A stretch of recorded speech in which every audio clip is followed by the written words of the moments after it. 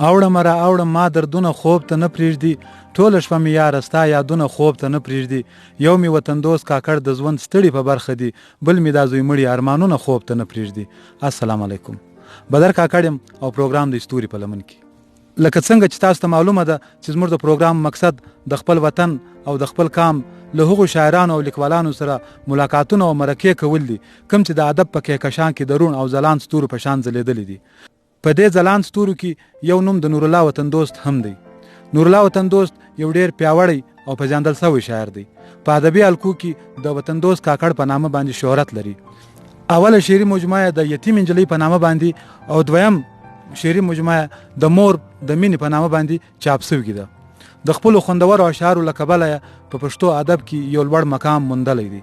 نو راځو د خپل قدرمن میلمه په طرف وطن دوست کاکړ صاحب په پروګرام کې ښه راغلاست درته وایو.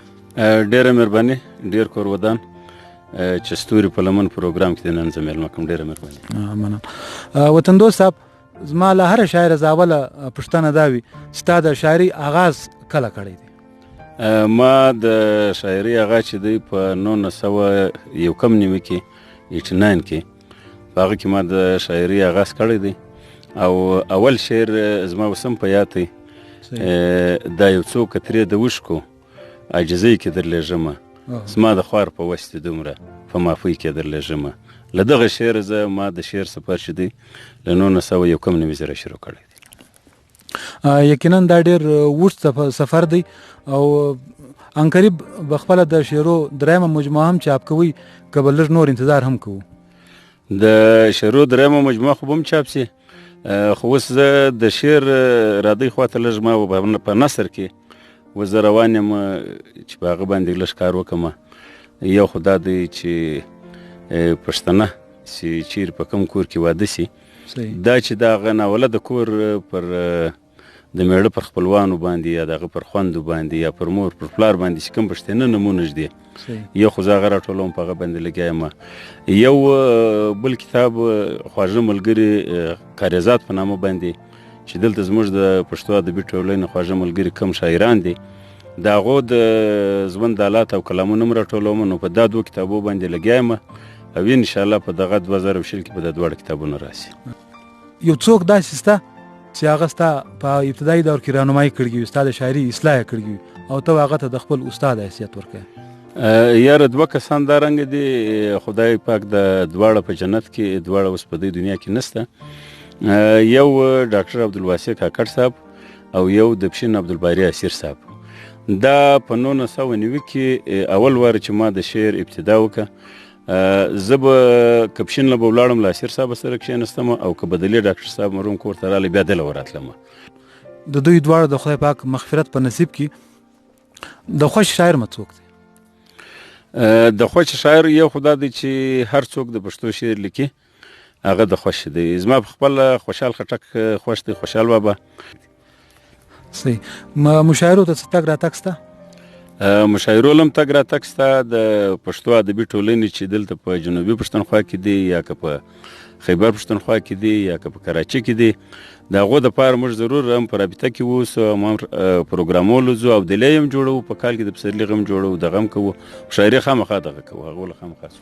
صحیح. نن به څه را سره شریک کړې؟ پروګرام کې به څه راته ووایه؟ یار په پروګرام کې خو نو نوی دغه دی، خو زه به دغه اول یو 3-4 نوي شعر دي هغه به د سر شریکم. نو شعر څه دا رنګه دی: په تکه توره تاریکه کې لکه لمر وخیږي، په تکه توره تاریکه کې لکه لمر وخیږي، زما د کام دغه سړی یم سوداګر وخیږي، د شنه اسمان بچي په سخته ورسره یو مدام، دغه ظالم بیا هم د خپل سړي پر سر وخیږي، او زما د کام دغه سړی یم سوداګر وخیږي، د ګلخانانو له دریشاک ارر ورځ راوځي. دریشاک و بیوټي پارلر ته یایي. د ګلخانانو له دریشاک ارر ورځ راوځي، ساده ساده چې موږ ګڼلي، ساده ساده چې موږ ګڼلی جادوګر وخیږي، او زما د کام دغه سړی یم سوداګر وخیږي. پښتون وطنه خدای د ناره تر ابده واوره، پښتون وطنه خدای د ناره تر ابده واوره، چې هر بچی دی اوس په علم منور وخیږي، په تکه توره تاریکه کې لکه لمر وخیږي، زما د کام دغه سړی یم سوداګر وخیږي. دغه نوی شعر دی. نور به څه را سره شریک کړه؟ یو به چې دا کوم کتاب دی زما د نظمو مجموعه ده د مور مینه، نو به زه ګس هغه نظم درته واوروم چې د مور مینه تر عنوان لاندې ما لیکلی دی. بې غرضه یوه رشته ده چې د هر څه نه خوږه ده، د زړه غوښ په درخوري تل، نه لباس دی نه دوکه ده، که سړی که ناسړی یې دا له تا نه صدقه ده، تر منزله سړی بیایي تر ابده در سره ده، چې له کوره مسافر سي بیا یې سترګې دروازه ده، هیڅ شرایه پر خوله نسته په دعا باندې اخته ده، چې تر خوله دې الوی سي دا حاضره پر موقع ده، ستا په سا کې د دې سا ده، ستا په شو باندې ښه ده، د غریب سړي د پاره د مور دعا لویه اسره ده، دا خوشحاله خدای خوشحاله د اخلاص یوه نشانه ده، چې ته وږه یې دا وژږې، چې ته موړ یې دا مړه ده، د اجران په تورو شپو کې ستا د سر بله ډیوه ده، د دشمن و مخ ته سپر ده، تل حاضره پر تنګسه ده، ستا د زړه په هر درجه کې ستا له روح سره خوره ده، ستا له اوښکو سره اوښکه، ستا له وینو سره کتره ده،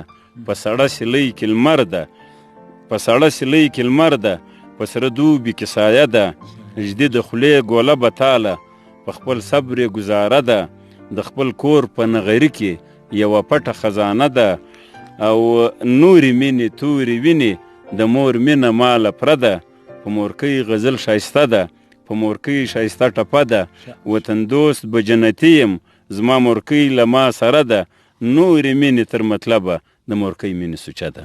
نو دغه نظم ډېر خوندور وطن دوست صاحب، که یو غزل را سره شریکه کړي اوس دغه یوه غزل به در سره شریکه کړم. خلک امن لټوي کور ته ښکلا وړي، خلک امن لټوي کور ته ښکلا وړي، پښتانه چې چیرې ځي به دې په شا وړي، او موږ په کور کې مشال وزنو چې تیاره سي، دوی له لمر او له سپوږمۍ څخه رڼا وړي، پښتانه چې چیرې ځي به دې په شا وړي، او پرېدې نه دي خپل د بل په پیسو باندې، پرېدې نه دي خپل د بل په پیسو باندې، له ملالې زپړونې هوایا وړي، پښتانه چې چیرې ځي به دې په شا وړي، د چا نه منې خپل سر نیسي وغرته، د چا نه منې خپل سر نیسي وغرته، له دې وجې خو له خپلې خولې خندا وړي، او خلک امن لټوي کور ته ښکلا وړي. مژان ښه دي یو کتار یو منزل دی، مژان ښه دي یو کتار یو منزل دی، ګنده موږ یو چې مخلق په هر راوړي، او پښتانه چې چیرې ځي به دې په شا وړي، څوک دې نه ګوري په سپک نظر و موږ ته، څوک دې نه ګوري په سپک نظر و موږ ته، زمري سته چې اوس لا هم توره تر ملا وړي، پښتانه چې چیرې ځي به دې په شا وړي، خود به راسي خود به اوښکې په درتو کې، خود به راسي خود به اوښکې په درتو کې، وطن دوست د کمر وت چې ګور له تا وړي، او خلک امن لټوي کور ته ښکلا وړي، پښتانه چې چیرې ځي به دې په شا وړي. وطن دوست کاکړ صاحب، د وخت راکولو د ډېره مننه کوم. په آخر کې کتونکو ته که څه پیغام لري؟ پیغام دغه یو پیغام دی چې د ریسرچ بعد دا خبره ثابته سوې ده چې پښتون قوم له درو وجو مخته نه دی تللی. یو خو دا دی چې پښتون اجتماعي سوچ نه لري، اجتماعیت نه لري، که په هره پارټۍ کې یاسته پښتو زموږ مورنۍ ژبه ده، او دا خاور زموږ خاوره ده، دا کام زموږ کام دی. دویمه خبره دا ده چې پښتون خپلې زنانې چې دي هغه تعلیم ته لږ پرېږدي، له دا وجې زه پښتون کام ترقي نه ده کړې. درېیمه وجه دا ده چې په خپل میان کې موږ ډېرې پښتون چې دی ډېرې بدۍ سره لري، نو دغه یو خواست مې دی چې موږ ته باید خپلې بدۍ له میانه ایسته کړو، خپلې نجونې په تعلیم باندې منوره کړو، او اجتماعي سوچ پیدا کړو. ستا ډېر کور ودان چې ستوري په لمن کې ډېر ښایسته سلسله ده، د هغه کسان چې پر میډیا باندې نشي راتللی یا تر هغه ځایه پورې د دوی رسېدنګه نشته، نو دا ستا هم ډېر کور ودان، د کتونکو هم ډېره مهرباني، ډېر کور ودان. یقینا وطن دوست کاکړ صاحب ډېر خوندور پیغام و. ملګرو انشاءالله العزیز پر روانه خپرونه کې به د وطن له یو بل روڼ او ځلانده ستوري سره ملاقات وي. حاضر دم زموږ قدرمن شاعر نور الله وطن دوست او له موږ سره ناست ملګري HNP کاکړ او بدر کاکړ ته ورکړي اجازت. شاد آباد او بریالي اوسئ.